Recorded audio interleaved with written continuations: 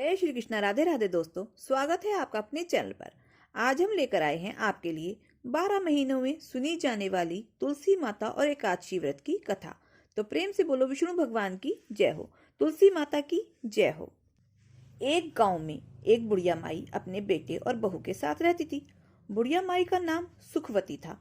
बुढ़िया माई के एक पोते और पोती भी थे। सुखवती के परिवार में सब हंसी खुशी रह रहे थे और उनके अच्छा समय बीत रहा था, क्योंकि बुढ़िया माई बड़े ही नियम कर्म वाली थी और वह हमेशा एकादशी का व्रत रखती थी और तुलसी जी का नित्य पूजन करती थी। वह तुलसी जी को नित्य जल देती थी। वह सुबह उठती, तालाब पर जाती, स्नान करती और तुलसी जी की पूजा करती थी। तुलसी जी को प्रणाम करती और तुलसी जी के नीचे दीपक जलाती थी। तुलसी जी के नियम से आरती भी करती थी। ऐसे ही बुढ़िया माई के दिन बीत रहे थे। सुखवती की जो सखियां थी वह भी सुखवती के पास बैठकर कथा कहानी सुनती थी और अपना ज्ञान बढ़ाती थी। एक बार की बात है, सुखवती अपनी सखियों के साथ बैठी हुई थी। उसकी हम उम्र की सहेलियां भी बैठी हुई थी, जो कि संख्या में 7-8 थी। सारे शाम के समय आपस में बातें कर रही थी। तब उनमें से एक बुढ़िया माई से कहने लगी कि सुखवती सखी, हम सोच रहे हैं कि क्यों ना हम लोग द्वारकाधीश चले। द्वारकाधीश की यात्रा करने का बड़ा मन हो रहा है। तो उनमें जितनी भी औरतें बैठी थी, जो कि सुखवती की सखी थी, सब कहने लगी, अरे यह तो बहुत अच्छी बात है। हमें अपने जीवन में द्वारकाधीश के दर्शन जरूर करने चाहिए, इसलिए चलो अब की बार हम सभी द्वारकाधीश चलते हैं। जब सब सखियां पूछने लगी कि बुढ़िया माई तुम भी बताओ, क्या तुम साथ चलोगी द्वारकाधीश? उन सखियों में कुछ कम उम्र की भी थी, जो बुढ़िया को माई कहकर बुलाती थी। बुढ़िया माई का द्वारकाधीश की यात्रा करने का बड़ा मन हुआ, इसीलिए बुढ़िया माई कहने लगी, सखियों पहले मैं अपने बेटे से पूछूंगी और तब मैं आप लोगों को बताऊंगी। बुढ़िया माई घर आ गई। बुढ़िया माई का जो बेटा था वह अपनी नौकरी करता था। जब वह शाम को घर आया तो बुढ़िया माई के जो पोते पोतियां थे वे बुढ़िया माई के लिए खाना लेकर गए। तो बुढ़िया माई ने खाना खाने से इनकार कर दिया और कह दिया कि आज मेरा मन नहीं है। उधर जब बुढ़िया माई का बेटा खाना खाने लगा तो उसने अपनी पत्नी से पूछा कि क्या मेरी माँ ने खाना खा लिया है? तब उसकी पत्नी कहने लगी, देखो जी, आपकी माँ ने आज खाना वापस भिजवा दिया है। और कहने लगी कि मेरा खाने का मन नहीं है। यह सुनते ही बुढ़िया माई का बेटा, जिसका नाम मुरली था, वह अपनी माँ के पास गया और जाकर कहने लगा, माँ क्या बात है, आज तुमने खाना क्यों नहीं खाया है? तब बुढ़िया माई कहने लगी, बेटा आज मेरा मन नहीं है। तब बेटा बोला, क्या माँ, आपकी कहीं तबीयत तो खराब नहीं है? अगर कोई परेशानी है तो मुझे बताओ, मैं अभी वैद्य जी के पास जाकर आपकी दवाई लेकर आता हूँ, नहीं तो आपको वैद्य जी के पास लेकर चलता हूँ। तब बुढ़िया माई कहने लगी, नहीं बेटा, मुझे कोई परेशानी नहीं है, बस मेरा मन द्वारकाधीश की यात्रा करने का कर रहा है। तब बेटा बोला, माँ खुलकर बताओ क्या बात है? तब बुढ़िया माई ने शाम को हुई अपनी सखियों के बीच की सारी बातें अपने बेटे को बता दी कि बेटा, मेरी 8-10 सखियां द्वारकाधीश की यात्रा पर जा रही हैं और मेरा भी बड़ा मन कर रहा है कि मैं भी द्वारकाधीश की यात्रा पर जाऊं। इतनी बात सुनकर बेटा बोला, माँ तो इसमें कोई बात नहीं, इसमें इतना सोचने वाली क्या बात है? मैं तुम्हारा यात्रा पर जाने का सारा प्रबंध कर देता हूँ, तुम यात्रा पर चली जाओ।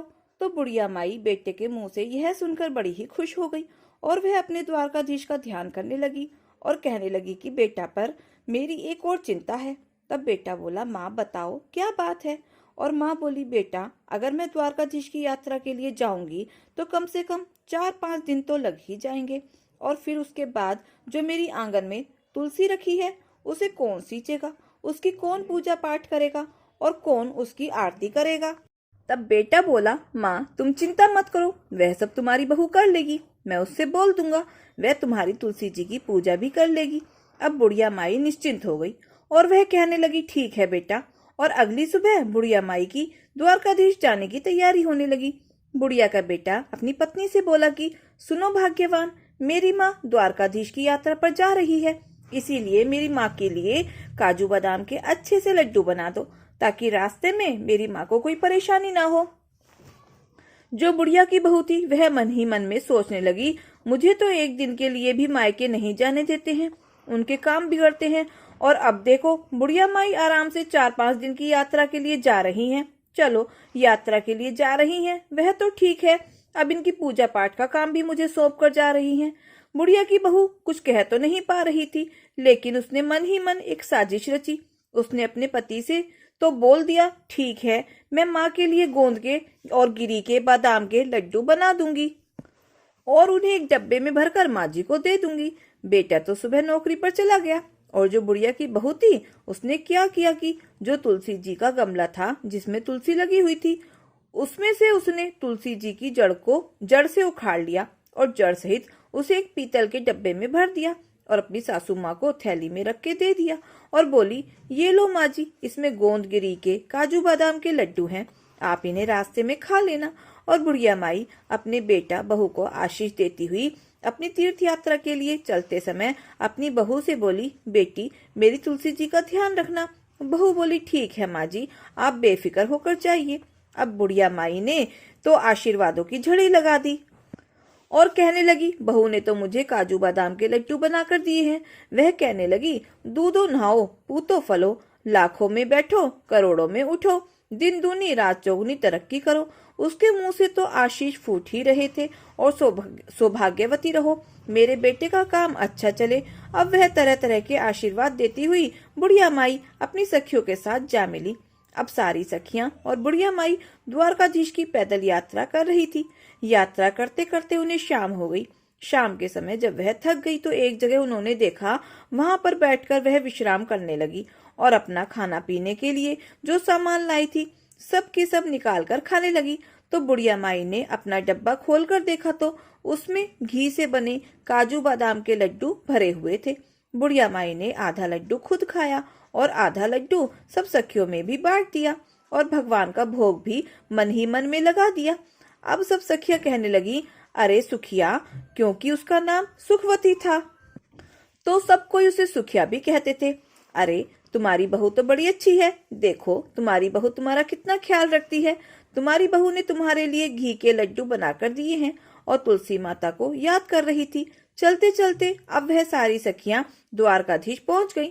तो जब वहां पहुंची तो शाम का समय हो रहा था। शाम का समय था तो वहां पर बहुत लंबी भीड़ लगी हुई थी, लंबी लाइन लगी हुई थी द्वारकाधीश के दर्शन करने के लिए। तो बुढ़िया माई मन ही मन में सोचने लगी, आंख बंद करके, प्रभु जी इतनी लंबी भीड़ है, अगर मुझे आपके दर्शन नहीं हुए और पट बंद हो गए तो मेरा आना तो यहाँ बेकार हो जाएगा।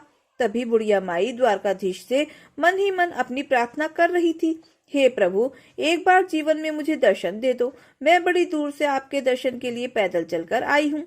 हे प्रभु, आपके दर्शनों की प्यासी हूँ। अब बुढ़िया माई की आंखें खुली तो देखा उसने एकदम से चमत्कार हो गया। वह तो लाइन में सबसे आगे खड़ी थी और द्वारकाधीश जी सामने थे। बुढ़िया माई की तो हैरानी का ठिकाना ही ना रहा, कहाँ तो वह सबसे पीछे थी और कहाँ वह अब सबसे आगे आ गई थी लाइन में। पंडित जी सबका प्रसाद चढ़ा रहे थे। मैंने अपना डब्बा खोलकर देखा तो उसमें एक लड्डू और एक तुलसी जी की पत्ती रखी हुई थी। अब बुढ़िया माई वही लड्डू और तुलसी जी की पत्ती द्वारकाधीश को चढ़ाने के लिए यानी भोग लगाने के लिए पुजारी जी को थमा देती है। फिर मन ही मन बुढ़िया माई सोचने लगी, हे प्रभु, यहाँ तो एक से एक अमीर सेठ आए हुए हैं, महंगी से महंगी मिठाइयाँ लाए हुए हैं, लेकिन मेरी मिठाई का कहाँ नंबर आएगा जो द्वारकाधीश मेरी मिठाई का भोग लगाएंगे। मन में भगवान को याद कर रही थी, हे प्रभु, मेरे भी लड्डू का भोग लगाओ और मुझे निहाल करो। बुढ़िया माई ने आंखें खोली तो उसकी आंखें आश्चर्य से फैल गई। यह द्वारकाधीश जी के हाथ में जो लड्डू था, यह वही लड्डू था जो बुढ़िया माई ने भोग लगाने के लिए दिया था और वही तुलसी जी की पत्ती थी जो ठाकर जी के हाथ में थी। अब तो वो बुढ़िया माई बहुत ही प्रसन्न हुई। वह तो गदगद हो गई कि प्रभु ने मेरा भोग स्वीकार कर लिया है। तभी जो द्वारकाधीश जी के पुजारी थे वह सबको प्रसाद दे रहे थे तो उसने बुढ़िया माई को भी प्रसाद दिया। बुढ़िया माई ने वह प्रसाद अपने पल्लू में ले लिया और हाथ जोड़ लिए। फिर वो प्रसाद को लेकर सोचने लगी, यह प्रसाद मैं घर लेकर जाऊंगी, अपने बेटे और बहू पोते पोतियों के साथ मिलकर इसका भोग लगाएंगे और सब ग्रहण करेंगे, क्योंकि यह द्वारकाधीश जी का आशीर्वाद है। यह सोचकर उसने उस पीतल के डब्बे में जो भोग था, जो पुजारी जी ने प्रसाद में दिया था, उस प्रसाद को बुढ़िया माई ने रख लिया और बाहर आ गई। बाहर आई तो काफी देर तक अपनी सखियों का इंतजार करने लगी। जो काफी देर बाद उसकी सखियां आईं तो कहने लगी, अरे बड़ी घबराहट हो रही है, बड़ी भीड़ थी, हमें तो सही से दर्शन भी नहीं हुए द्वारकाधीश के। इतना चलकर आए हैं, इतनी धक्का मुक्की है, लेकिन वहां हमें दर्शन नहीं हुए। कोई कहती, अरे मुझे तो थोड़ा थोड़ा सा हुए थे, बड़ी भीड़ है। अब सब अपनी अपनी परेशानियां गिना रही थी और बुढ़िया माई मन ही मन मुस्कुरा रही थी। वह कहने लगी कि मुझे तो द्वारकाधीश के बहुत अच्छे से दर्शन हुए हैं और मेरा तो भगवान ने प्रसाद भी ग्रहण कर लिया है। इस तरीके से अब सारी सखियां अपने द्वारकाधीश की यात्रा करके अपने गांव के लिए वापस जल्दी घर पहुंचने पर बुढ़िया माई ने अपने बेटे बहू को आवाज लगाई। बेटा अंदर से आया और माँ के पैर छुए। बेटा को माँ ने बहुत से आशीर्वादों की झड़ी लगा दी। जुग जुग जियो मेरे लाल, मेरी यात्रा बड़ी सफल रही। फिर कहने लगी, अरे बेटा बहू दिखाई नहीं दे रही है, क्योंकि बेटा हाथ में पानी का गिलास लेकर खड़ा था कि माँ लो पानी पियो और आराम से बैठ जाओ। पानी का गिलास जब बेटा लेकर खड़ा था तो बुढ़िया माई पूछने लगी, बेटा बहू कहाँ गई है? तब बेटा बोला, माँ मैंने उसे घर से निकाल दिया। माँ कहने लगी, बेटा यह तूने क्या अनर्थ कर दिया? मेरे जाने के बाद जो मैं 4-5 दिन की यात्रा पर गई और तूने पीछे से बहू को घर से निकाल दिया। ऐसा क्या हुआ जो तूने मेरी बहू को निकाल दिया? मेरी बहू तो बड़ी गुड़ी है। तब वह बेटा कहने लगा, माँ जो तेरी बहू है उसने तेरे साथ बड़ा छल किया है। मैंने उसे गोंद और बादाम काजू के लड्डू बनाने के लिए बोला था कि मेरी माँ यात्रा पर जा रही है, और उसने आंगन में लगी तुलसी को उखाड़कर उसकी जड़ समेत उस पीतल के डब्बे में भरकर तुम्हें दे दिया। अब बुढ़िया माई कहने लगी, अरे बेटा मैंने तो डब्बा खोलकर देखा था, उसमें तो काजू बादाम के लड्डू ही थे और मैंने खाए भी थे और अपनी सखियों को भी खिलाए।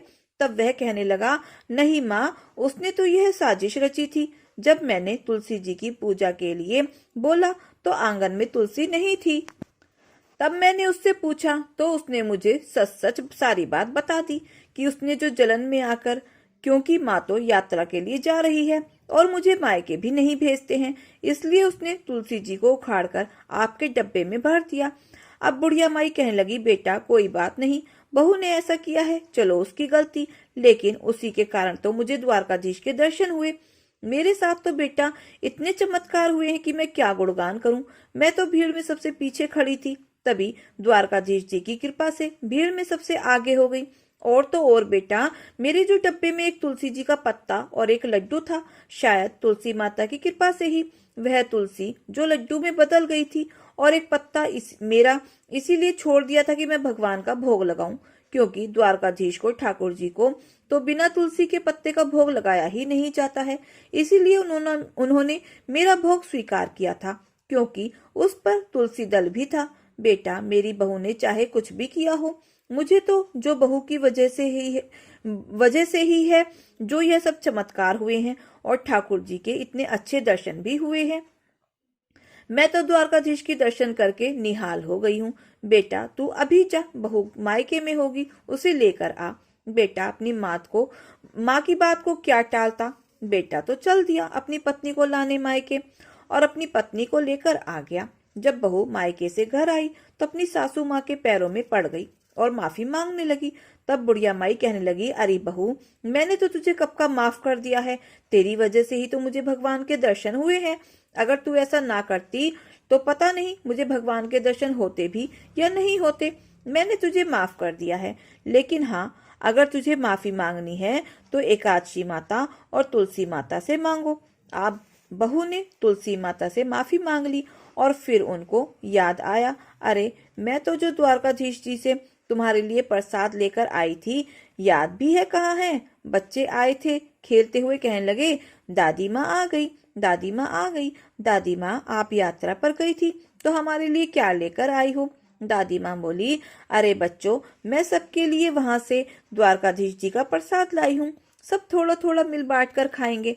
अब जैसे ही बुढ़िया माई ने अपने थैले में से वह पीतल का डब्बा निकाला और उसमें से वह प्रसाद निकालने लगी तो उसमें से जो लड्डू था वह तो नहीं था, लेकिन डब्बा पूरा हीरे मोतियों से भरा हुआ था। यह देखकर बुढ़िया की बहू बेटों की आंखें आश्चर्य से फैल गईं। वह कहने लगी, बेटा इसमें तो मैंने लड्डू रखा था, पता नहीं कहाँ से इसमें इतने सारे हीरे मोती आ गए और सोने चांदी आ गया। तब बेटा बहू कहने लगे, माँ यह सब एकादशी माता और तुलसी माता की कृपा की वजह से हुआ है। आपकी यात्रा सच्ची थी, आपकी भक्ति सच्ची थी, इसीलिए उन्होंने आपको आपकी एकादशी और तुलसी माता की पूजा का फल दिया है। अब तो बहू बेटा माँ के चरणों में पड़ गए। बेटा मुझे छोड़ तुलसी माता के चरणों में पड़ो, आओ। तो बहू और बेटा ने तुलसी माता से माफी मांगी, ठाकुर जी से माफी मांगी कि अनजाने में हमसे भूल हो गई है, माफ कर दो। अब तो बहू बेटा भी अपनी माँ की तरह एकादशी व्रत करने लगे और तुलसी जी को सींचने लगे, तुलसी जी की पूजा करने लगे। इसी तरह से अब उनके खुशी खुशी दिन बीतने लगे। अब बुढ़िया माई के पास इतना धन हो गया था कि उसने गाँव में कई काम कराए, गरीबों की लड़कियों के विवाह करवाए। जैसे भी गांव में किसी गरीब को देखती जिसके बस में बेटी का विवाह करना नहीं था, उसने उसी धन को बेटियों के विवाह में, कुएं बावड़ी बनवाने में और बच्चों के स्कूल और अस्पताल बनवाने में लगाने लगी। जितना बुढ़िया माई उस धन को लगाती, उतना ही बुढ़िया माई के घर में और धन बढ़ता जाता। बुढ़िया माई जब तक जीवित रही, उसने तुलसी माता की कभी पूजा नहीं छोड़ी, जीते जी एकादशी व्रत नहीं छोड़े। हमेशा वह एकादशी व्रत किया करती थी, तुलसी सींचती। बुढ़िया माई बचपन से ही तुलसी जी की पूजा करती आई थी और मरने के बाद भी तुलसी माता और एकादशी माता की कृपा से बुढ़िया माई को मोक्ष की प्राप्ति हुई। बहू बेटा के भी दिन अच्छे थे, वह भी अपने बहू बेटों के साथ खुशी खुशी थे। उनके बच्चों के विवाह हो गए, उनके साथ सुखी जीवन बिताने लगे। तो हे तुलसी माता, हे एकादशी माता, हे विष्णु भगवान, जैसे आपने जो बुढ़िया माई पर कृपा करी, वैसे ही जो ये कहानी सुने उन सब पर भी अपनी कृपा बनाए रखना। तो प्रेम से बोलो तुलसी माता की जय हो, एकादशी माता की जय हो, विष्णु भगवान की जय हो। दोस्तों ये कथा कहानी आपको कैसी लगी कमेंट बॉक्स में जरूर बताएं, और अगर अच्छी लगी हो तो प्लीज प्लीज वीडियो को लाइक शेयर और सब्सक्राइब अवश्य करें, अपना प्यार और सहयोग दें। मिलते हैं फिर ऐसे ही नई कथा कहानियों के साथ। धन्यवाद।